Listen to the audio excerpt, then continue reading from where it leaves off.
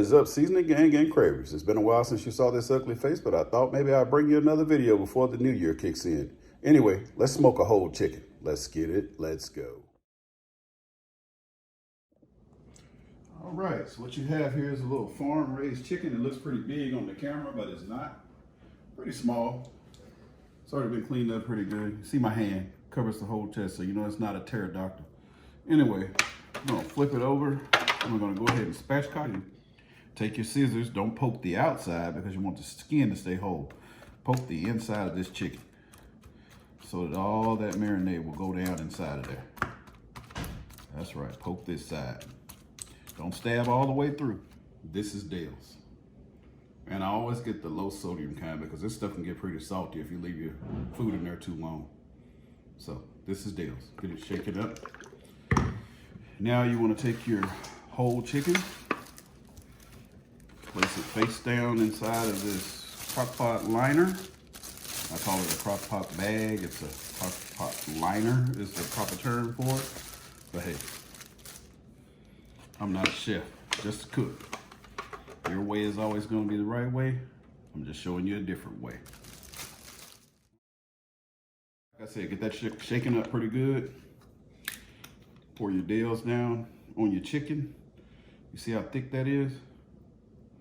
Pour it right on there where you poked everything at.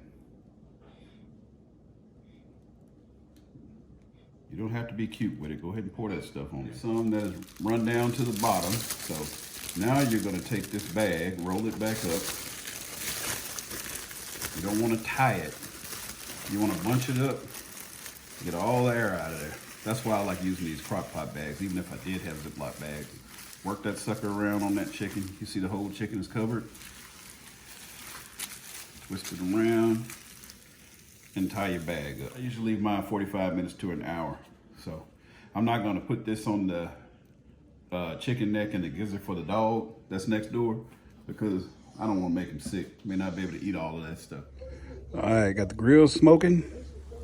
Got some firewood from behind the fence. Fireplace just getting lit. And a little sports. Let's get it. All right, so that's what your chicken looks like down inside that bag now. We're gonna take it out and set it right over the hot coals. I got some ashes spread over here. But we're gonna set it right on the hot coals, belly side up. All right, let that bad boy sear just a little bit. Then we're gonna flip it on the other side. Then we're gonna set it off over here to the cold side. Let's get it. All right, time to flip it. I like mine a little charred on the bottom side, but not too charred on the top. So let's get that bad boy up off of there. Should have rubbed this grill down with an onion. I wasn't thinking. Keep it from sticking.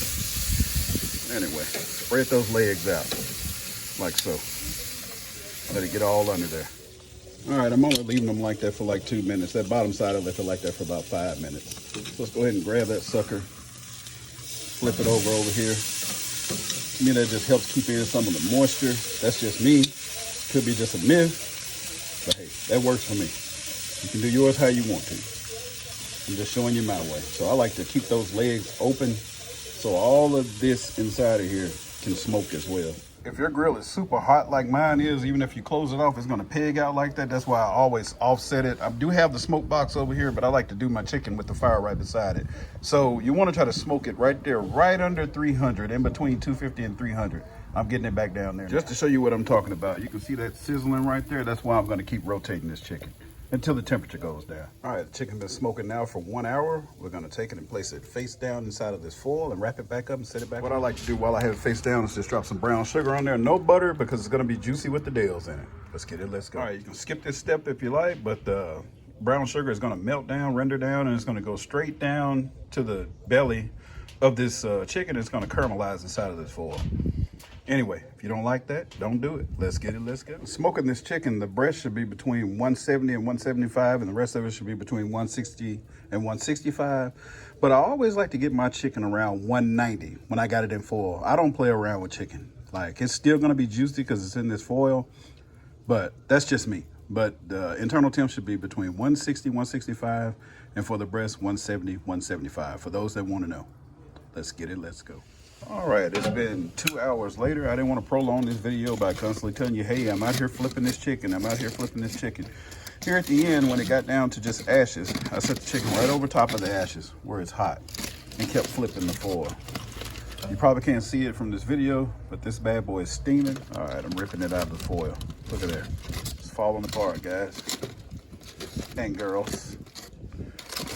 I'll show you how good this chicken looks. If I could ever get the foil off of it, it's sticking to it.